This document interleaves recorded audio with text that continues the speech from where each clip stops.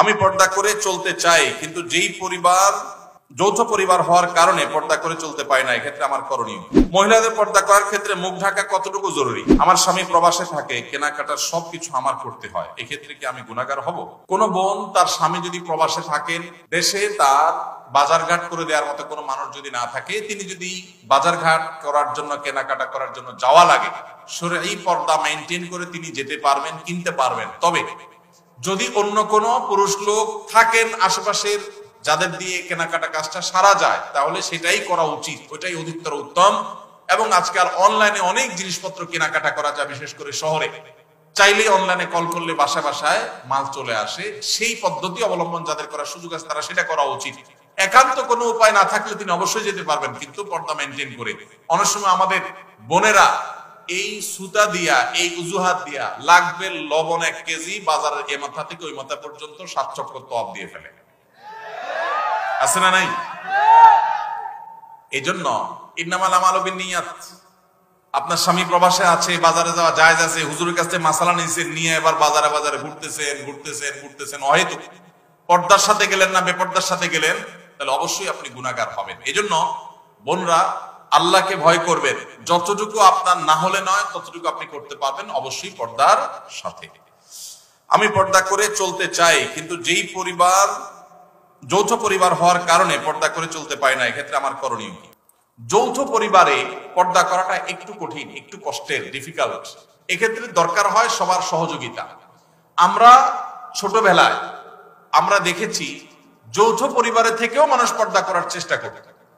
একই বাড়িতে কয়েকজন মানুষ বসবাস করত, কয়েক ভাই আসতেন, সবার স্ত্রী বাসায় আছেন, একই ঘরে এক একটা কক্ষে এক একজন থাকেন। তো বাহির থেকে আসলে অনেক সময় গলা পরিষ্কার করে ঢুকতো, গলা পরিষ্কার করে প্রবেশ করত, যাতে করে মেয়েরা তারা নিরাপদে সাইড হয়ে যায়, পর্দার খেলাপ না হয়। এখন হায়া লজ্জা এমন উঠছে, হনহনায় ঢুকে যায়, ন্যূনতম পর্দার বিধানটা জানেই না। এটা মুসলমানদের জন্য লজ্জা। যৌথ ফ্যামিলিতে থেকে পর্দা করা সম্ভব যদি সবার সহযোগিতা থাকে। ঠিক আছে, পুরুষরা যখন আসবে মহিলারা সাইড হয়ে যাবে, পুরুষরা যখন বের হবে মহিলারা তখন সাইড দিবেন, মহিলারা যখন থাকবেন পুরুষরা ঢোকার আগে তাদের পারমিশন নেবেন, প্রাইভেসি মেনটেন করবেন। দেখুন, ইসলামের পর্দার বিধানটা হলো মানুষের প্রাইভেসি রক্ষা করার জন্য। মানুষের প্রাইভেসি মেনটেন করা, রক্ষা করা, এটা ইসলামের অনেক বড় একটা সৌন্দর্য, যে ইসলাম মানুষের প্রাইভেসি রক্ষা করেছে। একজন নারী, আপনি তার সৌন্দর্য তার অনুমতি ছাড়া বা তার সৌন্দর্য আল্লাহর অনুমতি ছাড়া আপনি দেখে অবলোকন করবেন, আপনার জন্য হারাম করা হয়েছে, তার প্রাইভেসি আপনি নষ্ট করছেন। আবার একই ভাবে আপনি তাকে নিয়ে মনোজগতে যে বাজে কল্পনার মধ্যে হারিয়ে যাওয়ার আশঙ্কা আপনার মধ্যে আছে এই পর্দাহীনতার কারণে। এই কারণে আল্লাহ তাআলা আমাদের জন্য এটা নিষেধ করেছেন। এই জন্য যৌথ ফ্যামিলিতে থেকে পর্দা করা যায় যদি সবার সহায়তা থাকে। যদি না থাকে তাহলে আলাদা থাকবেন, ছোট্ট কুলগান নিয়ে ফ্যামিলির সাথে বোঝাপড়া করে তাদেরকে বোঝায় যে পর্দার জন্য আপনি আলাদা হচ্ছেন। অনেক সময় দেখা যায় অনেক মহিলা আছে আলাদা হওয়ার জন্য একটা সুতা খোঁজে, সুতা, এই সুতা খুঁজে এক একটা মাসালা বাইর করে হুদাই, কোনো কারণ ছাড়াই। তো এটা করা যাবে না। আর যদি সত্যিই পর্দার অসুবিধা হয়, তাহলে স্বামীর কর্তব্য স্ত্রীর জন্য অবশ্যই পর্দার ব্যবস্থা করা প্রয়োজন, সেটা বাছা আলাদা করে হলেও।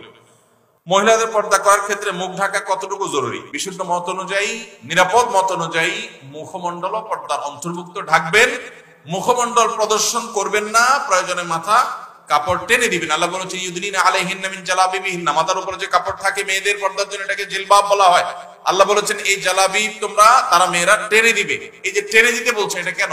এটাই তো মুখাবয়বকে ঢাকার জন্য। আম্মা জানা আয়েশা রাদিয়াল্লাহু আনহা বলেছেন, হজের সময় আমি যখন নবীজি সাল্লাল্লাহু আলাইহি ওয়াসাল্লামের সাথে হজ করেছি, সেই বছর আমি ইহরামরত অবস্থায় মেয়েদের জন্য মুখ উন্মুক্ত রাখতাম। যখনই কোনো পুরুষ চোখের এরিয়াতে চলে আসতো, তখন আমি কাপড় টেনে দিতাম। এখান থেকে বোঝা যায় তারাও মেয়েদের চেহারার পর্দা করতেন। এটাই হলো অধিকতর বিশুদ্ধ এবং অধিকতর আপনার নিরাপদ মত।